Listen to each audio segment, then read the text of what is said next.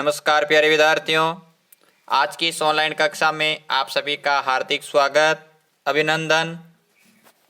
आज हम मानव तंत्र के चौथे पार्ट को कंटिन्यू रखते हुए आज अपना अध्याय मानव तंत्र के टॉपिक मानव उत्सर्जन तंत्र का दूसरा भाग पढ़ेंगे। कल आपने वक्र के बारे में बात की थी, आज हम पढ़ते हैं बोमेन संपुट।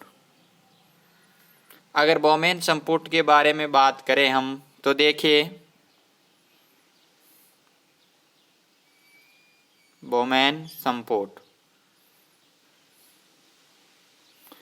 ये होता क्या है, इसके बारे में अगर हम देखें तो ये नेफ्रॉन यानी कि नेफ्रॉन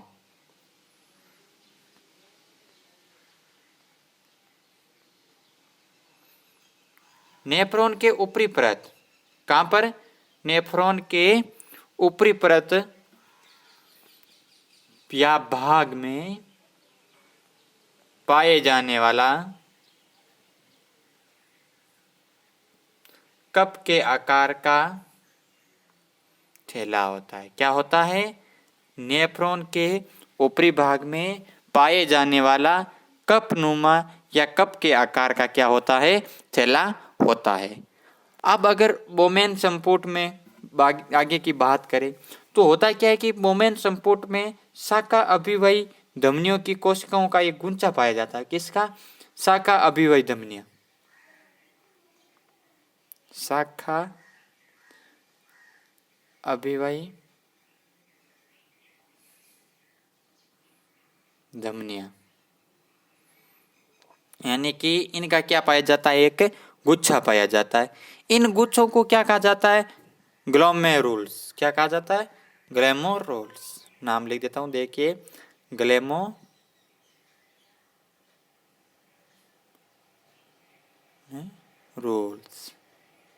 ठीक है। और इनका जो आगे के बारे में देखते हैं तो ये होता है क्या है कि जो ये ग्लोमेरुल्स है का एक जो सिरा होता है वो बोमेन संपुट के अपशिष्ट युक्त गंदा रक्त लाता है। क्या लाता है? अपशिष्ट युक्त गंगा रक्त। और जो वृक्क धमनियों से जुड़ा होता है, किससे जुड़ा होता है? वृक्क की धमनियों से जुड़ा होता है। तथा द्वितीय जो हिस्सा होता है वो स्वच्छ रक्त को ले जाने हेतु वृक्क का सिरे से जुड़ा होता है। यानी कि पहला सिरा तो कहाँ जुड़ा होता है? उसका गंदा रक्त लाने के लिए।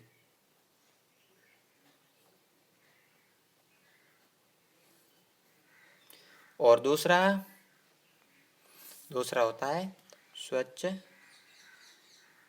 रक्त ले जाने के लिए।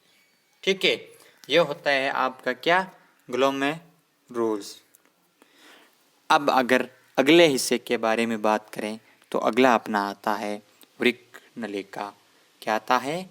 वृक्क नलिका। इसका क्या कार्य होता है? देखिए, अगर वृक्क नलिका के बारे में बात करें तो ये क्या होता है? बोमेन संपुट के निचले हिस्से से प्रारंभ होने वाली नलिका है। कहाँ से प्रारंभ होने वाली? बोमेन संपुट से नीचे से शुरू होने वाली क्या है? नलिका है। क्या है? नलिका है। ठीक है। अब अगर आगे बात करें तो मूत्र निर्माण, या आप कह सकते हैं यूरिया का निर्माण, या आप कह सकते हैं पेशाब का निर्माण। मूत्र निर्माण किस प्रकार होता है? देखिए,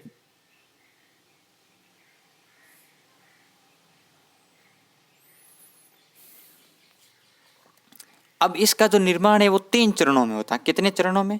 3 चरणों में। कैसे होता है? एक होता है गुच्छ निस्पंदन, दूसरा होता है पुण्य अवशोषण, तीसरा होता है स्त्रावण। क्या होता है? स्त्रावण। ये सभी कार्य वृक्क के विभिन्न हिस्सों में होता है। कहाँ होता है? वृक्क के अलग अलग हिस्सों में। कहाँ होता है? वृक्क के अलग अलग हिस्सों में। वृक्क के अलग अलग हिस्सों में। अब अगर वृक्क में लगातार रक्त प्रवाहित होता रहता है, क्या होता रहता है? लगातार रक्त का प्रवाह होता रहता है, जिसके कारण ये क्या करते हैं? जो ये रक्त वृक्क धमनियां होती है उसके द्वारा लाया जाता है। किसके द्वारा? वृक्क धमनियों के द्वारा। ये रक्त वृक्क धमनियां द्वारा लाया जाता है और ये रक्त क्या करता है, अपशिष्ट पदार्थों से युक्त होता है। किससे? अपशिष्ट पदार्थों से युक्त, अर्थात अशुद्ध रक्त होता है। और इसे धमनियों का शाखा अभिवाही धमनियां, यानी कि कौन सी शाखा धमनियां? अभिवाही धमनियां। नेफ्रॉन में क्या करती है? नेफ्रॉन में बोमेन संपुट में जाकर क्या करती है? कोशिकाओं के गुच्छे के तौर पर परिवर्तित होता है। अब यहाँ देखिए उसके आगे क्या होता है कि यहाँ पर क्या होता है, जो ये रक्त का निस्यंदन कार्य पूर्ण किया जाता है। किसका कार्य? मूत्र निस्यंदन का। इसके बाद जैसे ये क्रिया पूरी होती है, निस्यंदन कार्य पूरा होता है, तो इसमें प्रति मिनट करीब 20,000 से लगभग 1000 ml से 1200 ml तक का रक्त का निस्यंदन कार्य पूर्ण हो जाता है। किसका? रक्त का निस्यंदन कार्य पूर्ण हो जाता है। फिर वहां से होता है कि यहाँ जो रक्त में से जो ग्लूकोज होते हैं, लवण होते हैं, एमिनो अम्ल होते हैं, यूरिया होती है, आदि तत्व क्या होते हैं? निस्यंदित होकर बोमेन संपुट में एकत्रित हो जाते हैं। कहाँ पर? बोमेन संपुट में। अब ये बोमेन संपुट में जैसे ही एकत्र होते हैं, यहाँ निस्यंदन फिर वक्र नलिका में से गुजरता है।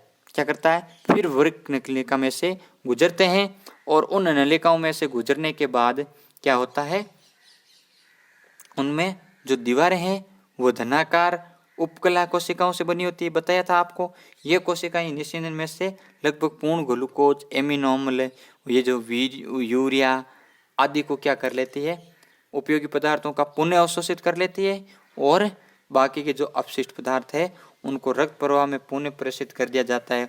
और करीब लगभग अपन मान सकते हैं 99% जो निस्यंदन वर्क में कर दिया जाता है, और बाकी का जो निस्यंदन है नलिकाओं के द्वारा किया जाता है, और इस प्रकार इसका निर्माण होता है।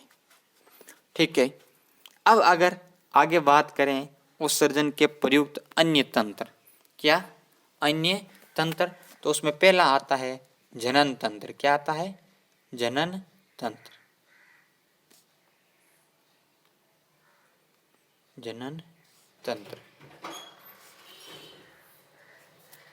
अगर इसके बारे में बात की जाए या इसको समझा जाए तो इसमें होता क्या देखिएगा, यानी कि प्रमुख जो उत्सर्जन तंत्र है उसमें प्रयुक्त होने वाले अन्य तंत्रों के बारे में बात की जाए तो पहला आता है अपना जनन तंत्र। क्या आता है? जनन तंत्र। अब अगर हम जनन तंत्र के बारे में बात करें तो ये क्या होता है, देखिए इसके बारे में अगर देखा जाए तो मानव में कौन सा जनन पाया जाता है? लैंगिक जनन पाया जाता है। कौन सा? लैंगिक।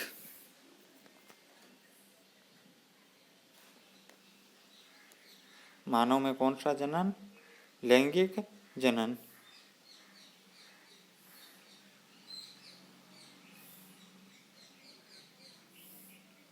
कौन सा जनन? लैंगिक जनन। अब आगे इसके देखा जाए तो होता यूं है कि जो ये कौन सी प्रजनन प्रक्रिया होती है? ये द्विलिंगी प्रजनन प्रक्रिया। क्या है? द्विलिंगी प्रजनन प्रक्रिया है, जिसमें क्या होता है कि नर युग्मक के तौर पर शुक्राणुओं का निर्माण करते हैं। किसके तौर पर?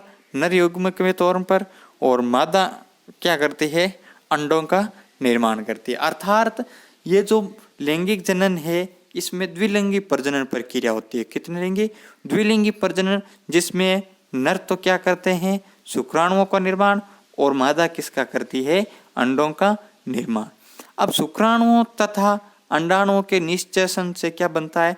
जो इन दोनों के मध्य जो निषेचन होता है उससे बनते हैं युग्मनज। क्या बनते हैं? युग्मनज। यानी कि देखिए इधर शुक्राणु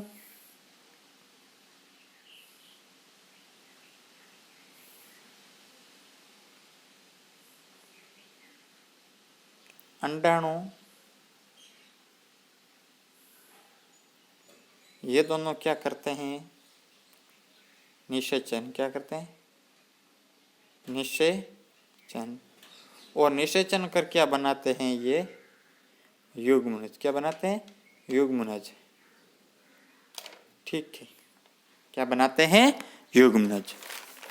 उसके बाद अगर हम बात करें तो ये जो लैंगिक जनन है तो क्या करते हैं, इसके लिए उत्तरदायी जो जनन कोशिकाएं का विकास एक विशेष अवधि जैसे यौनारंभ कहा जाता है। यानी कि इनके लिए जो विशेष अवधि होती है या जो प्रारंभ होने की अवधि होती है उसको क्या कहा जाता है, यौनारंभ। उसके आगे अगर हम बात करें तो इसमें होता है कि इस अवस्था में